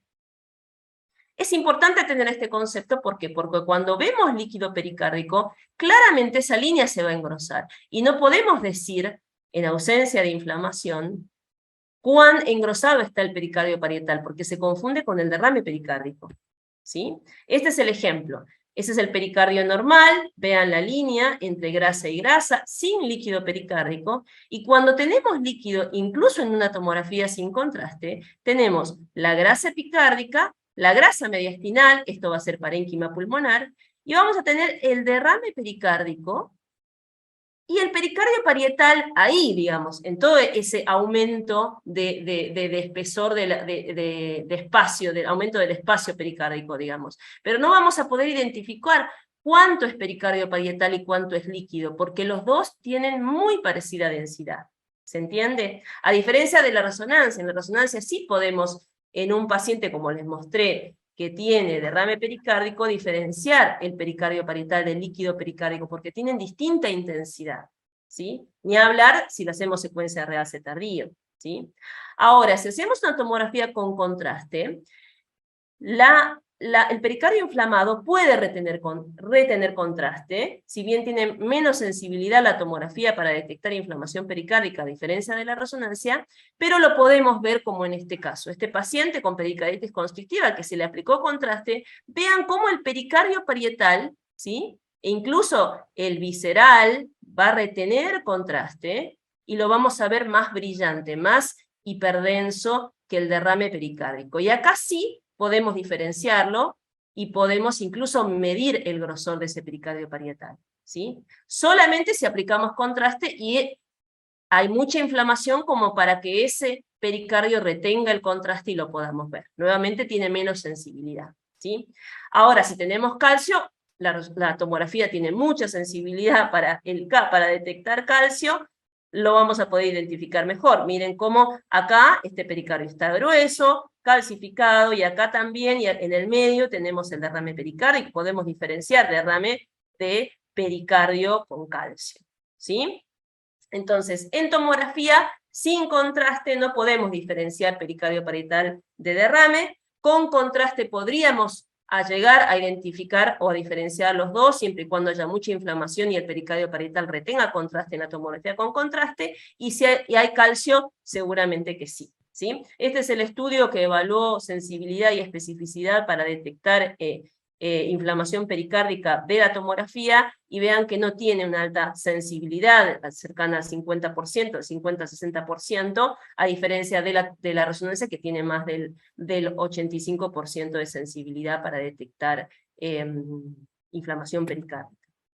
Entonces, sabemos, o sea, el eco es el estudio básico de primera línea para poder evaluar un paciente con enfermedad pericárdica, pero tiene sus limitaciones en cuanto a valoración, a caracterización de los distintos tejidos, además de la fisiología constrictiva, y ni hablar de detectar la inflamación pericárdica. La tomografía tiene sus puntos a favor, principalmente el calcio, y la resonancia. Obviamente podemos hacer una valoración mucho más completa, tanto de los tejidos como de la inflamación pericárdica y la fisiología constrictiva. Entonces, ¿cuáles van a ser o en qué pacientes voy a tener indicación de tomografía de resonancia cardíaca que tengan síndromes pericárdicos, ¿no? No obviamente en todos, ¿sí? En todos la imagen de primera línea va a ser el ecocardiograma, pero en quienes particularmente voy a indicar o voy a avanzar a un método más complejo de imagen, como la tomografía y la resonancia. Vamos a hablar de los tres síndromes principalmente: pericarditis aguda, subaguda, crónica, pericarditis constrictiva y derrame y taponamiento. Vamos con la primera. Sabemos que la pericarditis aguda es el síndrome pericárdico más frecuente. Pero, a ver, un escaso porcentaje de pacientes van a requerir internación, por ende van a ser de alto riesgo, ¿sí? Como lo muestra este estudio, de 27, con una incidencia de 27 cada 100.000 habitantes, un estudio italiano, solamente el 3 cada 100.000 requirió internación. Entonces, ¿cómo vamos a identificar a ese grupo de pacientes que va a tener peor pronóstico? Este estudio lo que evaluó es, según la etiología, qué pacientes tenían más riesgo de complicaciones. Y lo que vio es que los pacientes, si bien en menor porcentaje, que tenían pericarditis aguda de causa específica, ya sea colagenopatías, neoplásicas o infecciosas, tenían mucho más riesgo de pericarditis constrictiva, taponamiento y pericarditis recurrente, a diferencia de los pacientes con pericarditis viral o idiopática. Estamos hablando de un riesgo moderado de entre el 2 al 5% según otras series de los pacientes con colagenopatías y neoplasias de riesgo, que evolucionen a pericarditis constrictiva, y de un alto riesgo de entre el 20 y el 30% de las pericarditis de causa infecciosa que van a evolucionar a pericarditis constrictiva. Esta es la curva de Kaplan-Meier de riesgo, de pronósticos o sobrevida libre de eventos, en donde la pericarditis de causa específica tiene peor pronóstico a diferencia de la viral o idiopática. Entonces, ¿cómo vamos a identificar a estos pacientes? A estos pacientes con pericarditis de causa específica. Este estudio evaluó qué presentación clínica, ¿sí?, tenían los pacientes con pericarditis de causa específica. Y lo que se vio es que, a diferencia de los pacientes con pericarditis de causa idiopática viral, los pacientes con pericarditis de causa específica tenían más fiebre, más inicio subagudo del cuadro, más elevación de la troponina, más derrames moderados a severos, o menos respuesta al tratamiento antiinflamatorio. Y esos prácticamente mismos factores de riesgo sumado al sexo femenino también eran determinantes de peor pronóstico de complicaciones en las pericarditis agudas, ya sea taponamiento, constricción o recurrencias. Entonces, es por esto que las guías europeas de manejo de enfermedad pericárdica le dan relevancia a estos determinantes de mal pronóstico para la toma de decisión de estratificación del riesgo de una pericarditis aguda y la decisión de internar o no a esos pacientes. Por ende, tenemos un paciente con sospecha de pericarditis aguda, a través de la clínica, el electro, el laboratorio. Sin duda el primer método de imagen va a ser el ecocardiograma, y a través de los factores de riesgo de mal pronóstico vamos a dividir en dos grupos a este paciente. El paciente que tiene factores de riesgo negativo, en donde vamos a ya sospechar que va a tener una inflamación pericárdica escasa, no va a tener fisiología constrictiva, probablemente no tenga derrame, o si tiene va a tener un derrame leve, y vamos a estar ante un paciente con pericarditis aguda, viral o idiopática.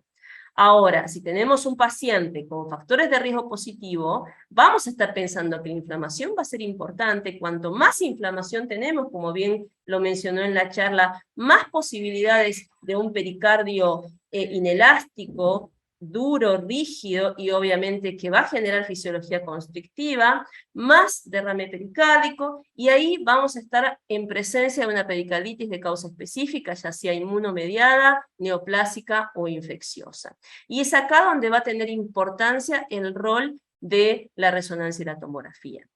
Si tenemos además lesión miocárdica, ¿sí?, aún más, para poder identificar a través de la resonancia los pacientes que tengan daño miocárdico, como la miopericarditis o una pericarditis epistenocárdica en contexto de un infarto, o bien lesión miocárdica traumática, o pericarditis secundaria a procedimientos y cirugías, donde ahí va a tener un rol importante la tomografía, más que nada para la evaluación de las estructuras extrapericárdicas o vasculares.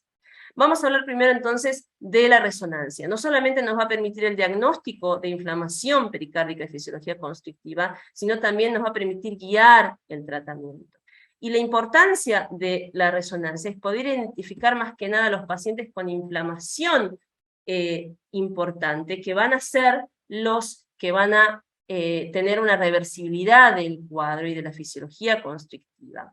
Recordemos que hay un porcentaje de pacientes con pericarditis constrictiva, con fisiología constrictiva, que pueden ser reversibles con tratamiento antiinflamatorio. Este estudio lo que mostró es básicamente eso: pacientes con pericarditis constrictiva que tenían realce tardío positivo, una inflamación importante, versus pacientes que no tenían, también con fisiología constrictiva, que no tenían inflamación pericárdica importante. Estamos sospechando que estos pacientes puedan tener fibrosis crónica o inclusive calcio, que no se ve en resonancia, y los pacientes que tenían más inflamación, o sea, más realce tardío en la resonancia, tuvieron mayor respuesta al tratamiento inflamatorio y por ende una reversibilidad del cuadro y de la fisiología constrictiva, incluso con mayor sensibilidad y especificidad que la PCR para detectar inflamación. Este estudio mostró básicamente lo mismo: la medición de la cantidad de inflamación pericárdica o la magnitud de la inflamación pericárdica, en lugar de ser por espesor, como fue el anterior, fue por mililitros. Ellos cuantifican los mililitros de realce tardío retenido en el pericardio, como lo vemos acá, ¿sí? Y cuanto más mililitros de realce, más inflamación pericárdica, mayor respuesta al tratamiento antiinflamatorio y mayor reversibilidad del cuadro. Entonces estamos hablando de pericarditis constrictiva que responden al tratamiento y que son claramente reversibles y que no van a cirugía. Entonces esta es la importancia del realce tardío, poder identificar a estos pacientes que van a responder al tratamiento médico y que vamos a evitar una cirugía para mejorar su patología pericárdica y obviamente la fisiología constrictiva. Este es el ejemplo de un paciente de 47 años con un inicio del cuadro insidioso, dolor precordial de 2 meses de evolución, con escasa respuesta al tratamiento, con troponina negativa, un ecocardiograma inicial con signos sugestivos de fisiología constrictiva, y vemos cómo en la resonancia vemos el rebote septal en apnea expiratoria, ¿sí? Vemos un engrosamiento pericárdico, vean acá cómo está grueso el pericardio parietal, entre grasa mediastinal y grasa epicárdica, cómo tenemos la fisiología constrictiva confirmada en la secuencia de cine en tiempo real, la desviación del septum interventricular hacia el ventrículo izquierdo, y cómo en la secuencia de realce tardío, ese pericardio que vemos grueso está en su totalidad inflamado, con un grosor de retención de contraste mayor a 3, compatible con inflamación activa e importante. Es este paciente que con el tratamiento antiinflamatorio va a responder y va a disminuir la inflamación y probablemente revierta totalmente el cuadro de fisiología constrictiva. Ahora bien, ¿cuál va a ser el rol de la resonancia en principalmente las pericarditis recurrentes? Recordemos que las pericarditis recurrentes, el cuadro o la presentación del cuadro no es típica, en general los síntomas son atípicos, y por ende necesitamos más métodos que puedan tener mayor precisión diagnóstica más allá de la clínica y el ecocardiograma. Este estudio evaluó eso, la exactitud diagnóstica de la resonancia en pacientes con pericarditis recurrente, y vemos cómo el área abajo a la curva, de 0,82 del realce tardío para diagnóstico de la pericarditis, fue obviamente mucho mayor que la presencia de derrame pericárdico en un ecocardiograma. Y más importante aún, este estudio lo que vio es que la presencia de realce tardío se asociaba a mejor pronóstico justamente por la reversibilidad del cuadro, es decir, cuanto más inflamación, más respuesta voy a tener al tratamiento y más reversible va a ser, y por ende ese paciente va a tener mejor pronóstico que los pacientes que tenían una elevación de PCR como signo de inflamación crónica o de un pericardio engrosado que no necesariamente pueda tener inflamación activa. Este otro estudio evaluó lo mismo, la resonancia como guía del manejo y el tratamiento de pacientes con pericarditis recurrente. Dividieron en 2 grupos los pacientes con pericarditis recurrente, los pacientes que el tratamiento era guiado con una resonancia inicial y una resonancia al final del tratamiento, y los pacientes en donde no se les hacía resonancia. Y se vio que los pacientes que se les hacía resonancia e identificaban la inflamación pericárdica activa, tuvieron menos uso de corticoides, justamente porque se trataban con corticoides, además de los antiinflamatorios no esteroides, los pacientes que tenían inflamación activa y los que no, y por ende menos pericarditis recurrente. Recordemos la asociación que hay entre el uso de corticoides y el mayor riesgo de pericarditis recurrente. Entonces, la resonancia permitió poder identificar mejor los pacientes que tenían inflamación y tratarlos específicamente, digamos. Ahora bien, en pericarditis aguda, ¿cuál va a ser el rol de la tomografía? Más que nada en pacientes hemodinámicamente comprometidos, que no pueden ser sometidos a una resonancia. Sabemos que la resonancia es un estudio largo, que requiere apneas expiratorias, colaboración del paciente, entonces la tomografía va a jugar un rol importante ahí, porque en una adquisición de 20 segundos, e incluso sin contraste, podemos rápidamente identificar el pericardio, derrame pericárdico, y no solamente el pericardio, sino estructuras extracardíacas, o sea, del parénquima pulmonar, y también de grandes vasos. Este es un ejemplo de un caso de un paciente de 58 años que había sido sometido a una cirugía cardíaca un mes antes del ingreso, ingresó por FA y fiebre y leucocitosis, se hace un ecocardiograma, se identifica el derrame pericárdico, pero la tomografía permitió Descartar que no hubiera ningún proceso infeccioso adyacente en el parénquima pulmonar, ¿sí? Poder caracterizar mejor la localización del derrame, fíjense cómo se localiza principalmente del lado izquierdo y no del derecho. Caracterizar el derrame, ¿sí? Recordemos que cuanto más unidades Hansfield tiene un derrame, mayor posibilidad de ser un exudado o incluso sangre, ¿sí? Y poder en este caso, como era una tomografía con contraste, identificar que el pericardio parietal estaba inflamado y probablemente con las unidades Hansfield aumentadas y ese pericardio que retenía contraste, como lo ven acá, el foco infeccioso estaba en ese pericardio y que era un quizás pericardio o un derrame purulento. Este es otro caso en donde tenemos anatomía patológica y por cirugía, obviamente, y análisis de líquido. Lo mismo, un paciente con fiebre, leucocitosis, hemocultivos negativos persistentemente. La tomografía no solamente ayudó a ver que no había un proceso infeccioso asociado, sino que por la densidad del derrame identificar que era pus, como se vio en la cirugía, y era una pericarditis secundaria a Streptococcus agalactiae. Ahora bien, vimos inflamación pericárdica, derrame pericárdico. ¿Qué pasa cuando tenemos lesión miocárdica? La lesión miocárdica es un factor de mal pronóstico en contexto de pericarditis aguda. Y no hay estudio mejor para caracterizar el miocardio que en este contexto que la resonancia, principalmente para identificar miopericarditis. Tenemos muchas o varias secuencias, tanto potenciado en T1 como en T2, para poder, con distintos patrones, para poder diferenciar infarto o lesión isquémica de no isquémica, principalmente miocarditis, y por ende en un contexto de una pericarditis aguda podemos tener una pericarditis sin miocarditis o una pericarditis con miocarditis. El 15% de las pericarditis van a tener miocarditis, y vamos a identificarlo nuevamente, retención de contraste en el pericardio y retención de contraste en el miocardio. Es decir, si en contexto de una miocarditis no tenemos retención en el pericardio, es simplemente una miocarditis, no una miopericarditis. Por eso cuando le hacemos la resonancia podemos realmente decir, ¿tiene miocarditis o tiene miopericarditis?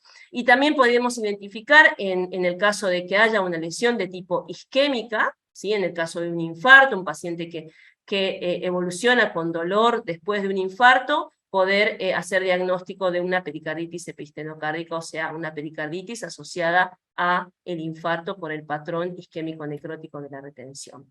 Este es el ejemplo de un paciente. Vean que no tenemos movimiento anormal del septum, no tenemos el rebote protodiastólico, por lo tanto ya vamos a inferir que no hay una fisiología constrictiva y por ende tampoco una inflamación importante del pericardio. El T2 STIR vemos una tenue retención, hiperintensidad en el pericardio parietal, muy finita a diferencia del caso que habíamos visto anterior, ¿sí? O sea, compatible con muy escasa inflamación pericárdica, que lo confirmamos en el realce tardío, en donde tenemos una retención de contraste a nivel del miocardio. Vean cómo tengo como una imagen ensacabocado del miocardio, que retiene contraste a nivel del subepicardio, ¿sí? Y adyacente a ese segmento lateroapical, una retención muy finita de contraste del pericardio parietal compatible con pericarditis. Pericarditis constrictiva. Bueno, ya hablamos de bastante de la inflamación pericárdica, y cuanto más inflamación, más fisiología constrictiva, pero bueno, no quiero dejar de mencionar, este estudio es uno de los tantos que lo muestran, de anatomía patológica en pericarditis constrictiva, que un 20%, como lo mencionó el doctor Lombardero, de los pacientes con pericarditis constrictiva en esta serie tenían un pericardio de grosor normal, ¿sí?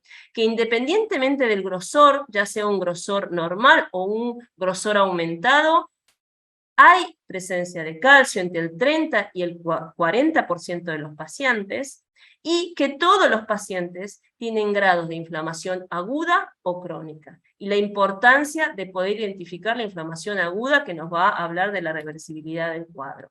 Este caso es muy interesante, es un mismo paciente que se presentó con un cuadro insidioso de pericarditis aguda, en donde tenemos la secuencia de cine, vean el rebote protodiastólico septal, derrame pericárdico, un pericardio parietal engrosado, ¿sí? En la secuencia T1 vemos la grasa epicárdica, grasa mediastinal y derrame pericárdico. Secuencia T2 STIR, este era el ejemplo que hablábamos antes, en donde no puedo identificar lo que es derrame de pericardio parietal, que sí me ayuda la secuencia de realce tardío, en donde vemos que todo esto negro que no retiene contraste es derrame, y esto, ¿sí? El halo hiperintenso que retiene contraste va a ser el pericardio parietal engrosado con una inflamación activa y significativa. Este paciente había tenido muy poca adherencia al tratamiento, prácticamente en realidad lo había abandonado, abandonó las consultas y consultó un año después con persistencia de síntomas, en realidad más que nada ya disnea. Vean que persiste con fisiología constrictiva. Ya no tenemos derrame pericárdico, vean en la secuencia de T1 como entre grasa y grasa tenemos una línea, ya no una banda, porque no hay líquido, solamente hay pericardio parietal y no engrosado. En la secuencia T2 STIR no vemos hiperintensidad, o sea, no hay derrame, ¿sí? Y en la secuencia realce tardío vemos una inflamación muy escasa, una retención escasa y fina de contraste del pericardio parietal, compatible con una inflamación más que nada crónica y no significativa. Entonces, este caso destaca que podemos tener fisiología constrictiva sin engrosamiento pericárdico, y que aún teniendo poca inflamación, vamos a tener obviamente fisiología constrictiva porque vamos a estar pensando en una inflamación crónica. Y la inflamación crónica o la presencia de calcio no se traducen en retención importante de gadolinium, a diferencia del primer evento en este paciente. Este es otro caso, más que nada de pericaritis crónica. Vemos cómo hay ya deformación del miocardio. Miren cómo la pared lateral adyacente, donde el surco auriculoventricular está deformado y no permite la adecuada diástole, ¿sí? Vean cómo el ventrículo derecho, la pared lateral está también aplanada, el movimiento anormal del septum interventricular. En la secuencia T1, todo esto es pericardio parietal engrosado, no hay derrame, vemos la grasa epicárdica, grasa mediastinal. Y en la secuencia realce tardío no vemos retención de contraste, no vemos hiperintensidad, es un pericardio que está grueso y que no tiene inflamación activa. Y probablemente tenga calcio, no tengo la tomografía de este paciente. De este paciente sí, vemos lo mismo, ¿sí? Un ventrículo derecho prácticamente aplastado, aplanado por un engrosamiento pericárdico, ¿sí? En la secuencia T1 identificamos la grasa epicárdica por fuera, y un área que prácticamente no tiene señal. Recordemos que en resonancia el calcio no tiene señal, se ve negro, o sea, no lo vemos, ¿sí? Y en la tomografía podemos ver que toda esa área que no tiene señal en resonancia es calcio con algo de líquido retenido en el medio del calcio, ¿sí? Tanto a nivel de la pared lateral del ventrículo izquierdo como del derecho. Este es otro caso mucho más complejo, una paciente que había sido sometida a radioterapia. Vean cómo tiene el movimiento anormal del septum, no hay tanta deformación del ventrículo derecho, pero cuando hacemos cortes a nivel del tracto de salida, vean cómo el tracto de salida está aplastado, no tiene una adecuada diástole, ¿sí? Es una paciente que había sido sometida a radioterapia por un cáncer de mama, ¿sí? Recordemos que en la radioterapia las principales estructuras que se afectan obviamente son el pericardio y la pared anterior del ventrículo derecho. Vemos que en la secuencia T1 prácticamente no tiene derrame, y en la secuencia realce tardío hay inflamación activa, ¿sí? Difusa en el pericardio, pero también tenemos calcio importante a nivel del pericardio adyacente al ventrículo derecho. Este corte de tracto de salida del ventrículo derecho es el mismo corte en realce tardío, ¿sí? Vean que hay negro acá, además del pericardio que retiene contraste, tenemos una área negra que no retiene contraste, que se va a corresponder con el calcio importante del pericardio que no permite la adecuada distensión del tracto de salida del ventrículo derecho. Esto para ver que podemos tener un pericardio fino, ¿sí? Con calcio, y un pericardio grueso con calcio, ¿no? El hecho de que no tengamos aumento de espesor del pericardio no quita que podamos tener presencia de calcio, y eso va a generar obviamente la fisiología constrictiva.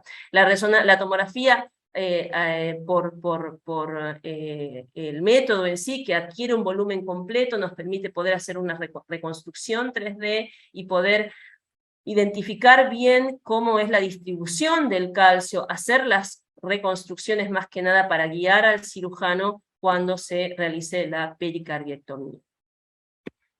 Muy bien, derrame pericárdico. Cortito acá el rol de la tomografía, más que nada en el derrame pericárdico complejo, complicado, en el hemopericardio. Recordemos que por tomografía, por las unidades Hansfield, podemos identificar un exudado o sangre de lo que es un trasudado grasa. Cuanto más densidad, principalmente más de 30 unidades Hansfield, y si tomamos más de 60 tenemos mayor especificidad, más posibilidad de que sea, según el contexto, o derrame purulento o sangre, ¿no? Y obviamente la tomografía en pacientes hemodinámicamente complicados va a tener un rol fundamental, no le vamos a hacer una resonancia a ese paciente, la tomografía incluso sin contraste, incluso sin ser gatillada o cardíaca, puede ser muy útil. ¿Por qué? Porque estamos evaluando estructuras grandes y no estructuras pequeñas como las coronarias. En evaluación de las coronarias, obviamente necesitamos una frecuencia cardíaca menos de 60, menos de 70 para no tener artificio y poder evaluarlas, pero en caso de grandes vasos o pericardio no hace falta tener una frecuencia cardíaca baja, ni mucho menos que el estudio sea gatillado. Este es un ejemplo de un paciente sometido a una cirugía cardíaca que el posoperatorio se descompensó, se le hizo un ecocardiograma, tenía muy mala ventana, como todo paciente en posoperatorio, se le hizo la tomografía que no era gatillada, incluso sin contraste, y lo que vemos es un derrame pericárdico localizado en la pared adyacente a la aurícula derecha y en la pared inferior del ventrículo derecho, que es más hiperdenso, tenía una densidad de más de 30 unidades Hansfield, compatible con hemopericardio. Recordemos que el 60% de los hemopericardios en el posoperatorio son localizados, y acá el rol de la tomografía para ver toda la anatomía del tórax y pericárdica es importante, y poder identificar con esto estos derrames localizados. No solamente el derrame, sino también la causa del derrame. Este es un ejemplo de la bibliografía en donde tenía un hemopericardio y la causa era un pseudoneurisma. Vean esa estructura muy chiquitita que seguramente iba a ser muy difícil identificar por ecocardiograma. También en síndromes aórticos agudos, hacer el diagnóstico del hematoma intramural, vean cómo brilla en la imagen sin contraste y con contraste el engrosamiento de la pared de la aorta asociada a un hemopericardio ahí con 43 unidades Hansfield compatible con sangre. En el caso de un trauma por perforación del cable, vean cómo podemos identificar cómo el cable de marcapaso perfora el ventrículo derecho, el derrame pericárdico y el aumento de la densidad de las unidades Hansfield de ese derrame compatible con sangre. Entonces, para finalizar y no irme mucho de tiempo, como conclusiones. Sin duda el ecocardiograma va a ser la imagen de primera línea en la patología pericárdica. Pero en pacientes con pericarditis aguda, que van a tener factores de riesgo de mal pronóstico, donde vamos a sospechar una causa específica, y van a tener, por ende, una inflamación importante pericárdica que va a generar una fisiología constrictiva, va a ser importante el rol de la resonancia para poder identificar y hacer diagnóstico de esa inflamación, y obviamente intensificar el manejo y el tratamiento de ese paciente, porque va a ser el paciente que va a tener chances de reversibilidad del cuadro de fisiología constrictiva. En el caso de lesión miocárdica, el aporte de la resonancia también para poder identificar el daño miocárdico y decir si es una miocarditis o un infarto o un patrón no isquémico o difuso, digamos, ¿no? Y el papel de la tomografía en el caso de las pericarditis agudas, principalmente pacientes hemodinámicamente comprometidos, y para descartar estructuras adyacentes como parénquima pulmonar o mediastino comprometidos por una inflamación, en donde la resonancia iba a quedar limitada para evaluar el parénquima o el mediastino. En el caso de la pericarditis constrictiva, bueno, el rol para identificar no solamente la fisiología constrictiva y la inflamación pericárdica de la resonancia y del calcio de la tomografía, y en el caso de derrame pericárdico, principalmente donde sospechamos que haya lesión miocárdica, hemopericardio,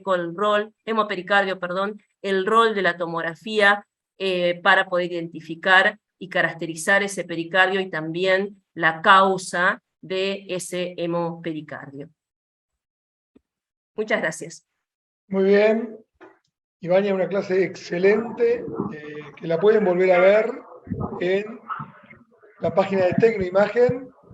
Así que en virtud del tiempo, las preguntas las fuimos respondiendo como pudimos durante las charlas. Y sobre todo, si hubo un error cuando yo hablé del caso de la joven embarazada 8 semanas. Si en algún momento dije meses, no. 8 semanas fue cuando la vimos, y el tiempo que estuve internada fueron 10 días, 15 días, no más de eso. Bueno, muchas gracias, Iván, una clase espectacular, la felicito, una clase fantástica para rever, es una de las clases que uno quiere rever otra vez, ¿eh? Muy bien. Así que, como siempre, sus clases son brillantes. Bueno, gracias, Martín, gracias, Mauro. Gracias a todos. Gracias a todos los que estuvieron hasta esta hora, nos pasamos 15 minutos, pero realmente, por lo menos por la clase de Ivania, valió la pena.